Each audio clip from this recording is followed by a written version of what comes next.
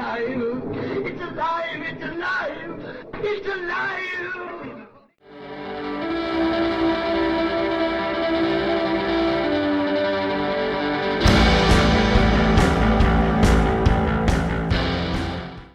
Hello and welcome to Alive After Reading. I'm Tim Niederreiter, and I have the honor to be your host again for a little bit of a read. A very brief read, because I am swamped this day, and as I expect, I still wanted to be to say some words to you folks, so here I am. It's the middle of the week, and I'm recording fairly late, so I did have a good story idea. A story idea to read to you, rather. It's not my story. This is another one by Roger Zelazny, one of my favorite authors. But I've never read this story before, so pardon me if we stumble over it a little bit. It's, And the Darkness is Harsh, from 1954, when it was first published, in Yukuyo. Yeah. Which is, I guess, the name of the collection or magazine. I actually do not know. See, no research done here. But I have here the full collection, and I'm going to give you my first impressions of this story as it is produced. So let me just crank up the volume a little bit here. And we will get going. Yeah, so just one second. I'm fiddling with the sound settings because I think I was a little quiet to start with. Here we go.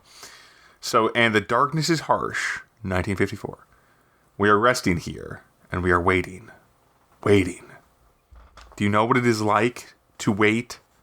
We are crowded here, my brothers and I, and we are watching that great metal door and waiting for it to open.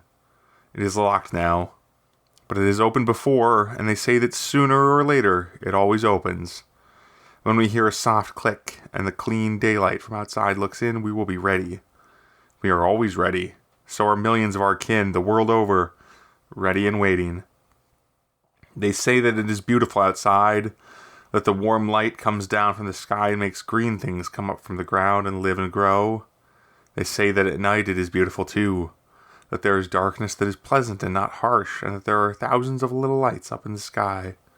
It is then that the living things sleep, they say. We would not know the last, because we never sleep. We only rest between our times of use. Now we are resting, and waiting, and reliving our tragic pasts. Our pasts are always tragic, that is, if we have a past. Some of us don't. We are the new ones. But we can hear the old ones remembering, and we know what it is like. We know what it is like to see the outside, all that beauty, and go forth into it. It changes then. It always changes when we leave here.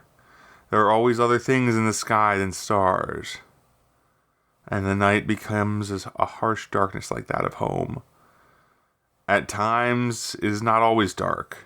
The living things do not always sleep at night then, and some of them keep on sleeping, even in the daytime. It is only beautiful for a little while after we emerge. Then it is like existing, but we are servants. We must exist and wait to make more ugliness every time that door opens. It will open again. They say that sooner or later it always opens. Then the soft daylight will look in and tell us of the beauty outside. It will look at our shiny metal bodies and at the word armory printed outside the door. It will look, and it will go away. Then we will be through waiting. Okay, so this was Zelazny's first published short story from the Euclid Junior High School literary magazine Yukuyo in 1954. See, I'm reading this from the book. This is the note from a word from Zelazny at the end of the story. And yeah, this is his teenage work. Pretty good, if you ask me. But he described this as an obvious Bradbury pastiche later on when he had this story reprinted in a limited edition chapbook of the same title. So anyway, I think that story's pretty interesting. It's very much like a didactic feeling story in a way. And it's all just one question, building up to that one answer, to that one moment. And that's why it's so brief. But I do enjoy that, and there's something to it. There's something to it because as a writer, you can see how it isolates a feeling, an emotion, well, a set of things to make you ask the question. And questions are really the core of stories, or at least this kind of stories that pull readers through.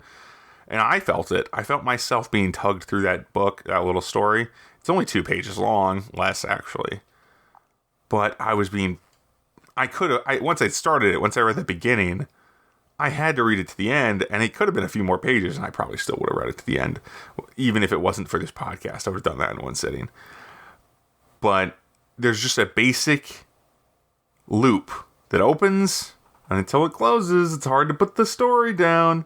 So pay attention to that in your own work. And I've definitely heard that from a lot of other folks on here, like Michael Anderle and other folks, definitely more than him. But Michael Anderle, I recall most vividly, who talks about that as well. You want those open loops. You want to keep the story moving, and you don't want people to have a chance to put your story down. Thanks for listening, folks. That was The Darkness is Harsh by Roger Zelazny, and my thoughts on it. I'm Tim Niederreiter. You can find more about this podcast at mentalcellarpublications.com.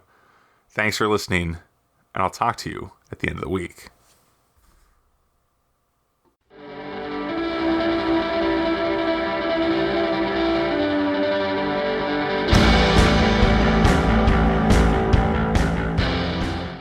That tears it.